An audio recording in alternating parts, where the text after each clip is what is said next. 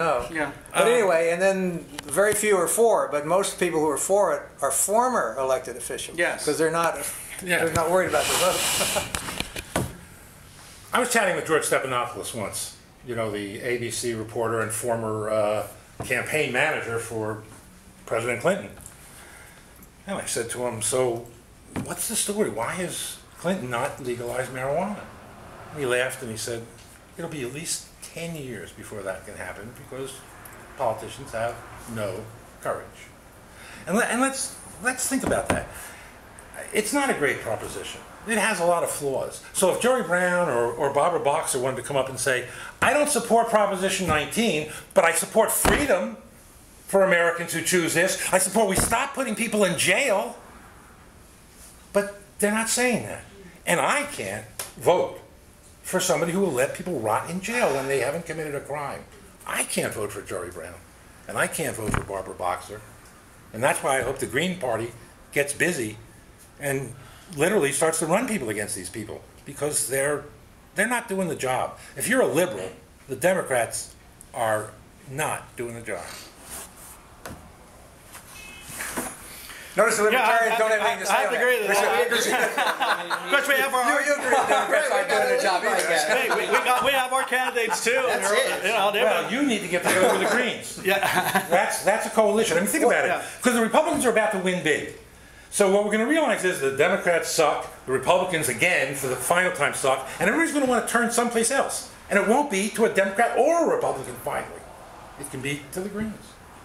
And it's time to step up in 2012. Well, sort of about your coalition. I mean, I agree with you. I mean, everybody who's a Democrat. Most people are, when you tell them, hey, by the way, the Democrats they don't support marijuana legalization.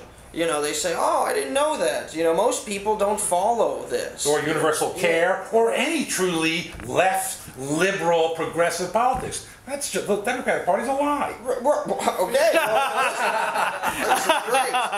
Singing to the choir. So you guys got to get together. We got to see the Libertarians, the Greens get together and actually take it seriously that you can do something. Because I think you can in 2012. I think you can put real people across the board. And if you have to, I'll run against Jim Farr, I guess. I don't want to. Well, find somebody better. We're talking about it here. I mean, the Monterey Libertarians obviously are for it, and it seems like you guys are for it. But what about the state? I mean, I don't know how your state party feels about it. I know how state Green Party. State said no. A coalition. No, not a coalition. The Green Party of California supports. Oh, a coalition. That's what I'm talking about. I mean, how we have to work on it. Right? Are they going to right away? Because I think it will help both of us. Oh, yeah, suddenly, people say, "Wow, they're able to ignore their party label and just support marijuana together." We're putting forward our principles. Because marijuana is the other green revolution. There's the green energy revolution and the marijuana revolution. Well, and it doesn't just mean tax money; it means jobs for lots of people. There are, one of the people who supports Proposition 19 is a couple of the unions because it means jobs. Well, and the green revolution, you can use it for biodiesel. It's highest biomass. Oil, hemp, yeah. Why not just grow our fuel rather than bomb people over it? That's another. And if you like trees, Yeah, but it's so much fun blowing up things. I guess it's more fun, but we got to draw a line somewhere. I wish somebody would. Right. Well, it's not going to happen during this administration. Maybe in a good 100 or so years. I'm hoping 2012, I'm a big backer of Ron Paul, and he also, him and Ralph Nader tried to build a coalition in 2008, and I don't know if you remember that, both of you, but that's what we have to do in 2012. We have to, get the Green Party and the Libertarian Party together, because they already did it. They tried to do it. Of course, everybody ignored them, but... but I think the electorate has finally given up on both the Republicans and the Democrats. And that's why that would be possible. It's a moment in time. We have to tell them that they're ignoring the Prop 19, that they're ignoring the war, that they're ignoring everything. I can't think of one thing that they've, gone through with. Well, see, that's the main thing. I mean, they promise one thing, and then they do the other. In fact, there's a quote about that. They promise to make reforms, and then when they get elected, they reform their promises. Right. That's good. That's a good line. Let's go to some questions. Are there comments or opinions or questions out there? Let's go here and then here.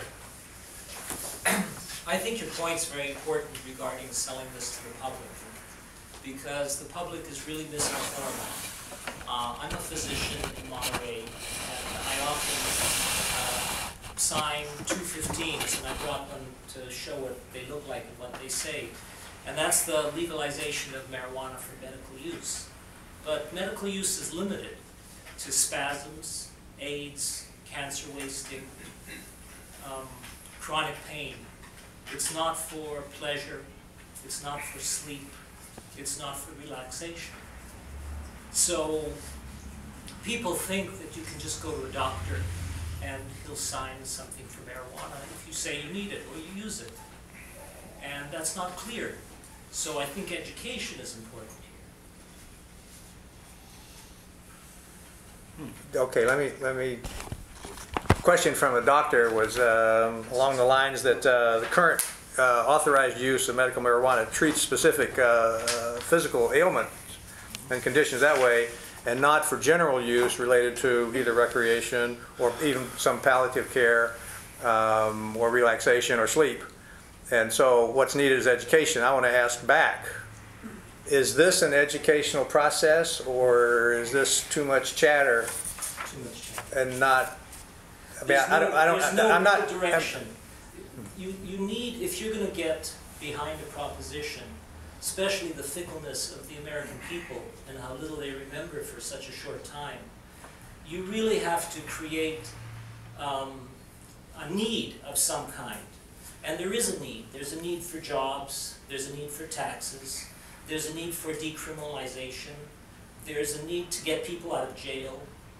And if you don't focus on those areas and you just focus on how cool it is to smoke marijuana, then you're back in the 60s again. I mean, it's cool, but that's not going to get anywhere. Everybody has a right to do what they want, supposedly, in this country. so, If it's against the law, then you don't have a right. I don't want to summarize that, but the issue is, what are the points of education, or what are the points to be made if you're going to educate the public?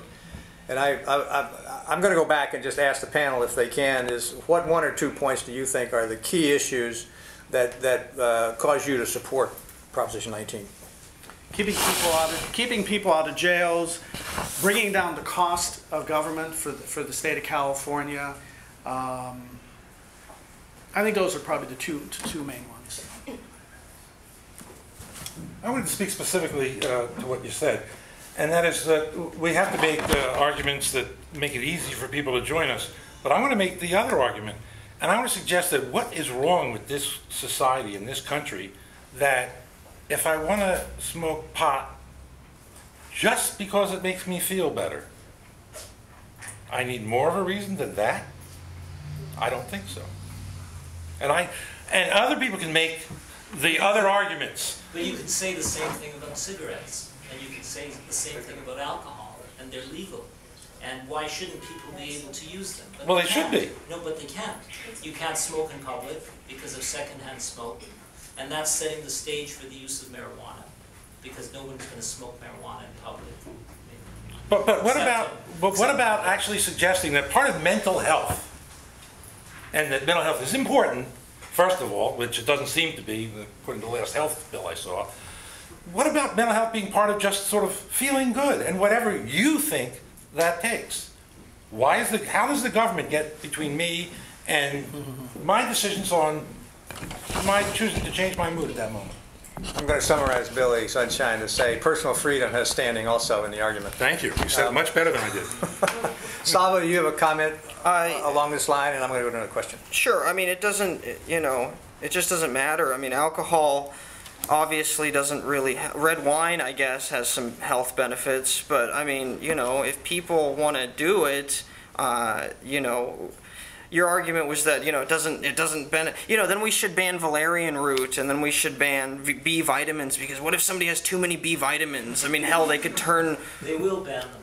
Just wait. Okay, well, that's the problem. Yeah, so... Don't suggest it. Another question from the audience? I'm going to try to see if... Right here, and then we'll go to you.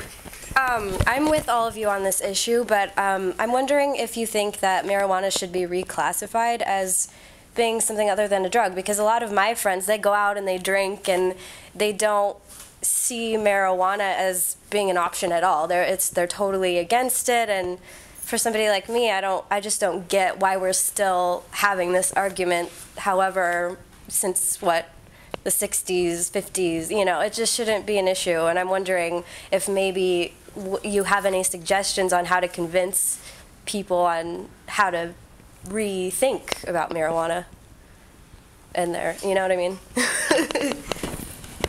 Well, that may be what this whole thing is kind of about, is how to rethink it. Yeah. As someone brought up a minute ago, valerian root, call it an herb, and treat it just like that.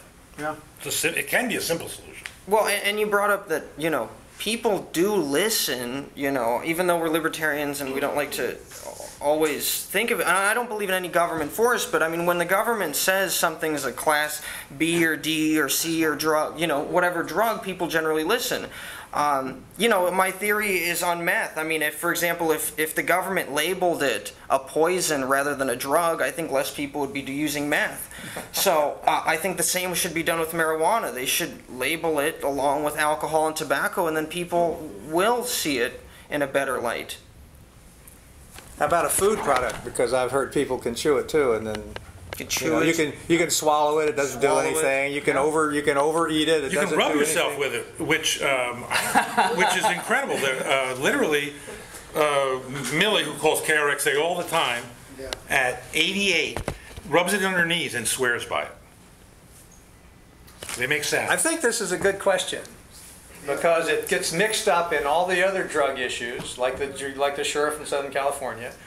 And in this comment about call it a poison, or call it, I say food product, call it a natural product. I mean, it was outlawed at one time when it was totally legal for 1,000 years. Here's how crazy. It was never an issue. Here's how crazy we are. Until the pharmaceuticals, or I don't know who, figured out, wait a minute, let's ban this. Mentioning the sheriff. So the sheriff goes into the woods, he finds $1 million worth of marijuana, and what does he do with it? He burns it. So he takes an asset of the state of California and he burns it. They don't do that with a car. When they find a drug dealer with a car, they sell it and then they keep the money for themselves. So, and in California, since it's now been legal for medical use for 15 years, explain to me how the sheriff is not the stupidest person alive to waste those millions of dollars of California assets. As a citizen, I object. That's a great argument. It's a great argument. It is an asset. It is an asset. I mean, just look at the money in the street. The law wouldn't let the sheriff sell it. I'll handle it. Go, consign it over to you. Under the table. We have all those, legal I don't mind. dispensaries. Another question. I'm going to. It's the point of clarification in the law. You're talking about marijuana. What form of marijuana are you talking about? Are you making a distinction between marijuana and hashish? No. You're not. Well, you get into the same kind of problem, crack cocaine versus powder cocaine. Yeah, that was a pretty racist law, wasn't it? Well, and inappropriate, and they got rid of it. They just got rid of it. Well, any law can be racist or abused in all kinds of ways, but you need to make this clarification or distinction. I want to know is Well, why do you see a distinction? Well, let me just slow down. I think the law speaks only to marijuana, not fabricated concentrations of it. well, But I don't know what that means in the street world or the personal world.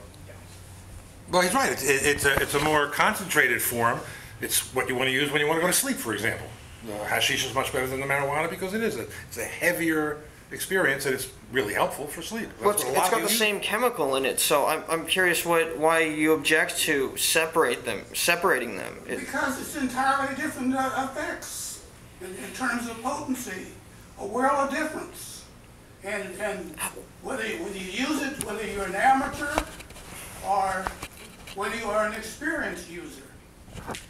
I just want to stop the discussion on hashish because I think the law is very clear. It's only dealing with marijuana in its normal form. I don't remember